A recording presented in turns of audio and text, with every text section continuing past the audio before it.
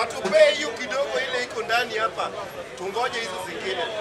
With widespread apprehension over the security of money in banks following the closure of Chase Bank Thursday, the recent cash flow problem at the National Bank of Kenya, and the shutdown of Imperial and Dubai banks all within 9 months, the government has moved in to restore confidence in the country's banking sector.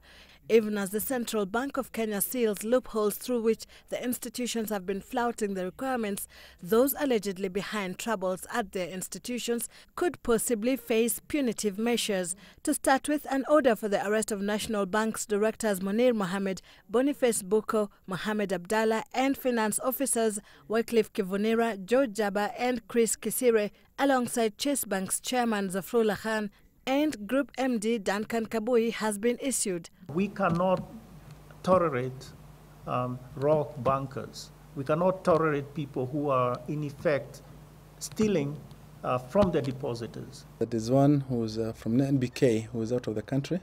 The lawyer happened to be around. I to confirm that. I'm appealing to them to just come forward. We record their statement, we start off our investigations. Otherwise, I've only one choice, for failure to turn up. I'll go for them.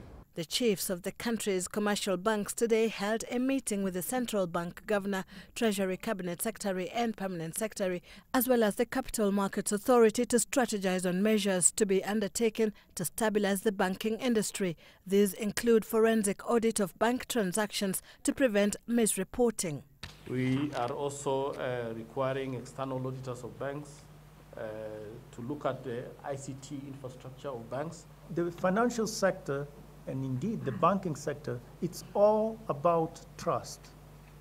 So if there isn't any trust, or people begin to fear that something is not right and all those other things, they then act in rather odd ways, I would say irrational ways, and that's really the issue. Besides the irregular allocation of loans, half of which went to bank directors and staff in the case of Chase Bank, the government says social media aggravated the situation, leading to the abnormal withdrawals that eventually led to the closure of Chase Bank yesterday. If we hadn't had the, let's say, the push from social media on that day, today we'll be talking a completely different thing.